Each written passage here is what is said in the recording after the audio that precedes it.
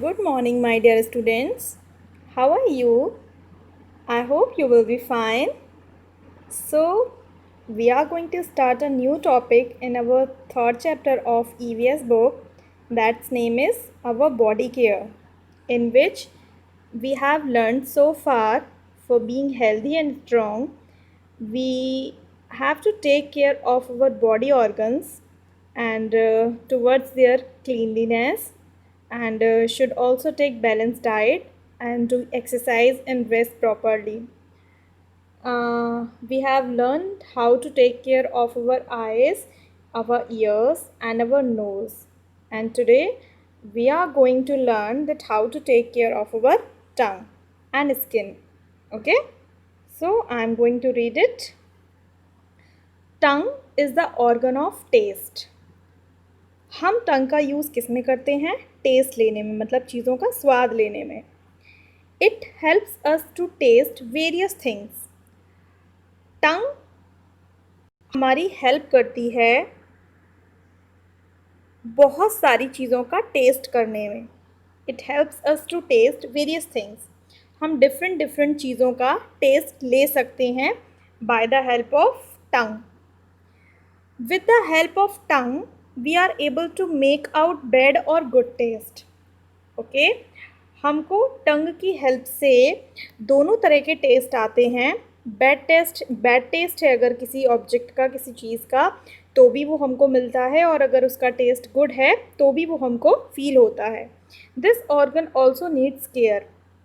तो इस ऑर्गन को भी हमारी केयर की ज़रूरत होती है. Tongue should be washed and clean with water every day. देखिए, हम ब्रश तो डेली करते हैं, और जब हम ब्रश करते हैं वाइल डूइंग टूथ ब्रश, हम केवल दांतों को ही साफ़ करते हैं. हमारा ध्यान जो है वो टंग को क्लीन करने पर नहीं जाता है. तो इसके लिए जैसे देखो, ये जो लेडी है ये टंग क्लीनर का यूज़ कर रही है. ऐसा मार्केट में एक टंग क्लीनर आता है जिसको आप अपनी टंग पर अगर बैक एंड फोर्थ अगर मूव करते हैं तो टंग पर जितनी भी आपकी जो गंदगी होती है स्टोर हो जाती है, वो वॉश अवे हो जाती है. तो हम इसको भी यूज़ जो है वो हमें करना चाहिए. Use a tongue cleaner to clean it properly. देखिए, टंग क्लीनर की बात यहाँ पे की गई है कि अगर हमको अपनी टंग को नीट रखना है, क्लीन रखना है, तो हमें उसके लिए किसकी ज़रूरत पड़ेगी? टंग क्लीनर की. Now keep an I. Dirty tongue produces a foul smell in the mouth. अच्छा, ये बहुत इंपॉर्टेंट चीज़ है कि अगर हमारी टंग जो है वो डर्टी है, मतलब गंदी है, तो गंदी होने का पर्पस क्या है कि जैसे टंग में होल्स होते हैं, बहुत सारे पोर्स होते हैं.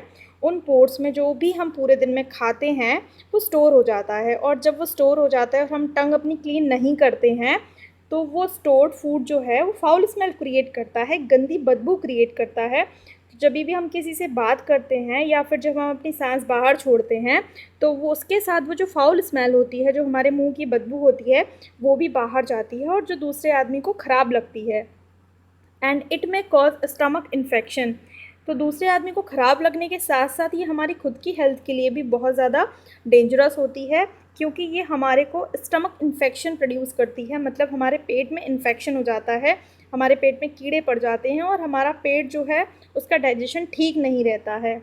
दस we should always keep our tongue clean. इसीलिए हमें क्या करना है, हमेशा we have to try to clean our tongue daily while we are doing the tooth brush. बस हमें ब्रश करते हुए याद रखना है कि जैसे हम अपने दांतों को साफ़ कर रहे हैं, लाइकवाइज हमें अपनी टंग को भी क्लीन करना है. Okay, now move on to skin. Skin is the sense organ of touch. तो जो स्किन है वो हमारा टच वाला सेंस ऑर्गन है, जिससे हम चीज़ों को टच करते हैं. It helps us to feel the touch of different things. तो हमें अलग अलग चीज़ों को जब टच करने की नीड होती है तो हम उसमें अपनी स्किन का यूज़ करते हैं, whether it will be the skin of our hands और it will be the skin of our legs. Care and cleanliness of the skin is also very important. इसलिए अपनी स्किन की केयर करना और उसकी साफ़ सफाई का ध्यान रखना भी हमारे लिए उतना ही इम्पॉर्टेंट होता है. So take bath every day with soap and lots of water to remove all the germs. तो इसके लिए हमें क्या करना है, रोज़ नहाना है, स्किप करके नहीं नहाना. 2 दिन में 1 दिन नहीं नहाना, ऑल्टरनेटिवली नहीं नहाना कि मंडे नहाएंगे और उसके बाद ट्यूसडे हम स्किप करेंगे, फिर वेंसडे नहाएंगे, या कुछ बच्चे तो भाई और भी माशाल्लाह होते हैं संडे संडे नहाते हैं। तो ऐसा नहीं करना है। बहुत सारे बच्चे ना विंटर्स में नहाने से तो अक्सर कर बचते हैं, गर्म पानी मम्मी देती हैं उसके बाद भी नहीं नहाते हैं। तो ना नहाने से क्या होगा, जो आपकी स्किन होगी बच्चों, उस पर बहुत सारे जर्म्स और बैक्टीरिया जो है वो इकट्ठे हो जाएंगे और वो आपको बीमार करेंगे। तो जर्म्स भी आपको नुकसान पहुंचाते हैं। इसके अलावा आप सारे दिन जो हमारे हवा में धूल उड़ती रहती है, जो डस्ट है, डर्ट है, वो भी आपकी बॉडी पर चिपक जाएगी, स्टोर हो जाएगी, और साथ में जो आपका पसीना है वो भी आपके स्किन पर ऊपर बाहर आ जाता है। तो वो सारी चीज़ें जो हैं वो आपकी स्किन को ख़राब कर देती हैं, गंदा बना देती हैं, और बहुत सारी स्किन डिजीज़, स्किन प्रॉब्लम आपको फेस करनी पड़ती हैं। तो उसके लिए आप चाहते हो कि अगर आप इन सारी चीज़ों से दूर रहो, तो उसके लिए बस आपको एक छोटा सा काम करना है, रोज़ नहाना है। और नहाने के लिए क्या करना है, आपको साबुन का इस्तेमाल करना है और बहुत सारे पानी का इस्तेमाल करना है। तो लिखा है यहाँ पे लॉट्स ऑफ वाटर, लेकिन फिर भी आप पानी बचाने की कोशिश कीजिए, बकेट बॉथिंग कीजिए, ठीक है, शावर बॉथिंग नहीं कीजिए। Wear clean and dry clothes after bathing. और उसके बाद क्या करना है, नहाने के बाद आपको एकदम साफ़ सुथरे और नए कपड़े पहनने हैं। नए मतलब आपको वो वाले कपड़े नहीं पहनने जो आप नहाने से पहले हुए थे। तो आपको रिपीट नहीं करने हैं कपड़े। आप अपने कपड़े, चाहे वो आपके अंडर गारमेंट्स हों, चाहे वो आपके ऊपर के कपड़े हों, आपको दोनों टाइप के कपड़े जो हैं वो डेली आपको चेंज करने होते हैं। और कभी भी आप गीले कपड़े ना पहने। कभी कभी ऐसा होता है कपड़े सूख नहीं पाते हैं प्रॉपरली, स्टैंड पर हमारे कपड़े जो हैं वो हैंग हो रहे होते हैं, तो हम उसे आधे गीले आधे सूखे होते हैं, तो वैसे ही हम उसे उतार लेते हैं और फटाफट से पहन के स्कूल चले जाते हैं अगर देर हो रही होती है। तो आपको इस चीज़ का ध्यान रखना है कि आप जब भी नहाने जाएं, नहाने से पहले आपके कपड़े प्रॉपरली क्लीन और ड्राई होने चाहिए, अदरवाइज़ आपको इन्फेक्शन हो जाएगा। Skin forms the outer covering of the body. Skin क्या करती है, स्किन हमारी बॉडी की आउटर कवरिंग होती है, हमारी बॉडी को प्रोटेक्ट करती है। If there is any cut, अगर उसमें कोई कट लग जाए या फिर उसमें बाउंड हो जाने यानी कि कोई घाव हो जाए, और स्क्रैच ऑन द स्किन, या फिर आपकी स्किन पर कोई भी जो है वो स्क्रैच पड़ जाए, it should be treated immediately. तो इसका तुरंत ट्रीटमेंट आपको कराना है। अगर ज़्यादा है तो आप डॉक्टर के पास जाइए, अदरवाइज़ आप अपने घर में अपने बड़ों से बोलिए वो इसका तुरंत ट्रीटमेंट करें। Never leave it uncovered. कभी भी जो भी आपके घाव हैं उसको आप अनकवर्ड ना छोड़ें, मतलब खुला हुआ ना छोड़ें। अगर आप उसे खुला हुआ छोड़ेंगे तो उस पर बहुत सारे बैक्टीरिया, जर्म्स जो हैं वो स्टिक हो जाते हैं, चिपक जाते हैं, जो आपके घाव को और ज़्यादा क्या कर सकते हैं, बढ़ा सकते हैं। तो ये कुछ ऐसी छोटी छोटी बातें हैं जो स्किन केयर की हैं, तो आपको इन चीज़ों का ध्यान रखना है। ओके, अब हम चलते हैं आगे अगले टॉपिक पर। तो अब हमारे जो भी सेंस ऑर्गन्स थे उनकी केयर हमको कैसे करनी है, ये टॉपिक हमारा फिनिश हो चुका है। तो अब हम बात करते हैं जो हमारे बॉडी के अदर पार्ट्स होते हैं उनकी साफ़ सफाई का ध्यान हम कैसे रखें। Along with the delicate sense organs the other body parts also need care. तो जो हमारे डेलिकेट यानी कि सॉफ्ट सेंस ऑर्गन्स थे, आँखें, कान, नाक, जीभ और स्किन, ये डेलिकेट सेंस ऑर्गन्स होते हैं हमारे। लेकिन इनके अलावा भी हमारी बॉडी में और बहुत सारे ऑर्गन्स होते हैं जिनकी केयर हमको करनी है। We shall discuss them one by one. तो एक एक करके अब हम इनके बारे में डिस्कस करेंगे। तो सबसे पहले है आपका माउथ, मुँह।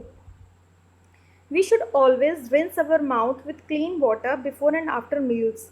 तो रिंस का मतलब क्या होता है, मुंह में पानी भर के, और जब आप अपने मुंह को चलाते हैं तो मुंह में जितनी भी गंदगी होती है, या जब आप खाना खाते हैं तो जितना भी खाना जमा हो जाता है वो सब आपका पानी के साथ बाहर आ जाता है। तो खाना खाने से पहले और खाना खाने के बाद दोनों टाइम आपको क्या करना है, अपने मुंह को रिंस करना है साफ़ पानी से। तो जब आप खाना खाने से पहले अपने मुंह को रिंस करते हैं तो मुंह में जितने भी बैक्टीरिया होते हैं वो आपके मुंह से बाहर चले जाते हैं। तो वे जब आप खाना खाने बैठते हैं तो खाने के साथ वो बैक्टीरिया आपके स्टमक में अंदर नहीं जाते, इंटेस्टाइन में नहीं जाते हैं। और खाना खाने के बाद जब आप उसको रिंस करते हैं तो आपके दांत उससे सेफ रहते हैं, क्योंकि जो भी खाना आपके मसूड़ों में, आपके गम्स में, आपके दांतों की गैप्स में जो फंस जाता है वो रिंस करने से बाहर आ जाता है। तो आपको रिंस करना है, ठीक है। ये आप अच्छी हैबिट्स हैं, ये आप डेवलप कीजिए, डेली अपने रूटीन में लाइए, तो आपको समझ में आएगा कि इन चीज़ों को करने से हम कितना ज़्यादा अपने आप को हेल्दी रख सकते हैं और डॉक्टर के पास जाने से बच सकते हैं। आफ्टर ईटिंग द फूड, अब खाना खाने के बाद some leftovers remain hidden in the groups of the teeth. खाना खाने के बाद क्या होता है, some leftovers remain hidden. कुछ, वैसे तो हम बहुत ज़्यादा चबा कर खाते हैं, लेकिन कुछ खाना चबाने से जो है वो रह जाता है, इसे हम बोलते हैं लेफ़्ट ओवर। और वो छिप जाता है किसमें, दांतों के बीच की जो दरारें होती हैं, जो गैप्स होते हैं, उनमें वो खाना जो है वो छुप जाता है। And these produce a bad smell. और जब ये वहाँ छुपा रहता है कई दिनों तक, हम अगर अपने दांत साफ़ नहीं करते या रिंस नहीं करते, तो उसके बाद वो क्या करता है, वो वहाँ पर एक फाउल स्मेल क्रिएट करता है, एक बैड स्मेल क्रिएट करता है, जिसके लिए हमसे कहा जा रहा है कि हमें क्या करना है, रिंस करना है। Bad smell in the mouth and also damage the teeth. तो वो दोनों काम करता है, जैसा कि मैंने आपको बताया कि एक तो वो बैड स्मेल क्रिएट करता है और दूसरा हमारे दांतों को भी डैमेज करता है। Thus we should always keep our mouth clean. इसीलिए हमें क्या करना चाहिए, अपने मुंह को हमेशा साफ़ रखना चाहिए, खाना खाने से पहले भी और खाना खाने के बाद भी। Now move on to teeth. Teeth are the important organs of our body. जिस तरह से हमारे लिए मुंह ज़रूरी है, उसी तरह से हमारे लिए दांत भी होना ज़रूरी है।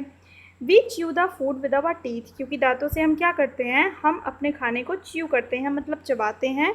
सो we should take good care of the teeth. इसलिए हमें अपने दांतों की खास देखभाल करनी होती है, क्योंकि दांतों को अगर हम अच्छे से नहीं प्रॉपरली वॉच करेंगे, उसकी देखभाल नहीं करेंगे, तो जो दांतों की प्रॉब्लम होती हैं अक्सर कर बच्चों को बहुत ज़्यादा हो जाती हैं।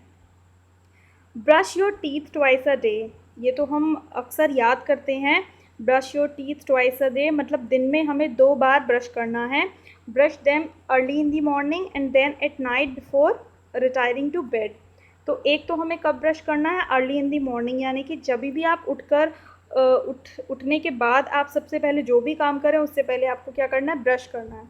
तो कुछ भी खाने से पहले आपको ब्रश करना है, और उसके बाद बिफोर रिटायरिंग टू बेड, जब आप बेड पर जाएं उससे पहले भी आपको ब्रश करना है। चाहे आपकी बॉडी में कितनी भी लेज़ीनेस हो, कितना भी आलस आ रहा हो, ये काम तो आपको करना ही करना है।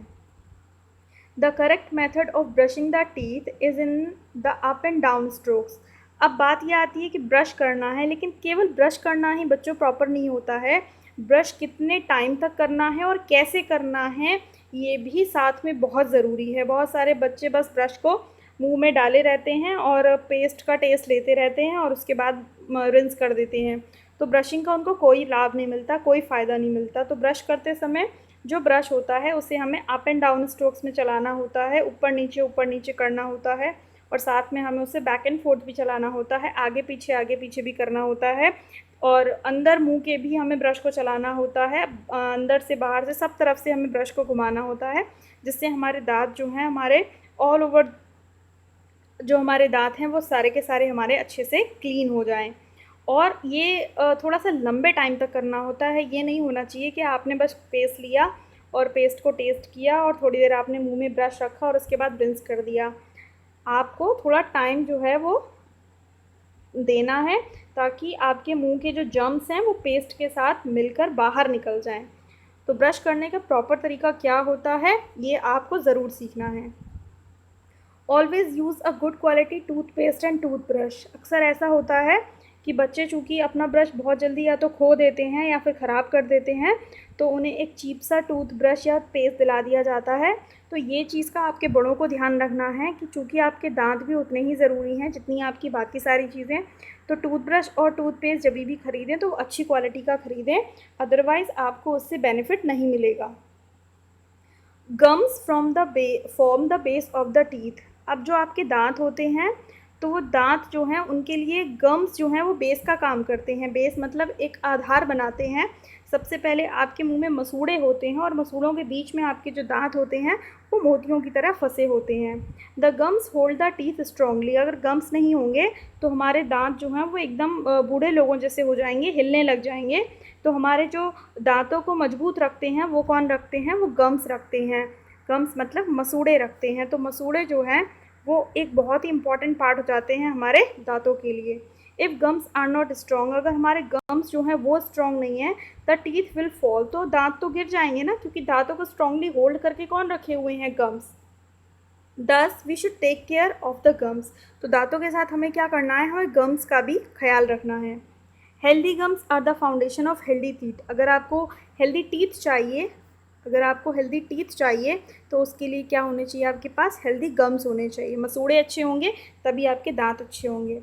While brushing the teeth we should be careful that our brush should not rub the gums. अच्छा, एक चीज़ का हमें ध्यान रखना होता है कि बहुत सारे बच्चों को एकदम से क्या होता है कि ये आ जाती है कि अरे आज तो मैं अपने सारे दांतों को जो येलो येलो वाइट करके रहूँगा, तो वो काफ़ी देर तक अपने मुंह में जो है वो ब्रश को चलाते रहते हैं, जिससे कई बार ब्लीडिंग उनकी गम्स में से शुरू हो जाती है।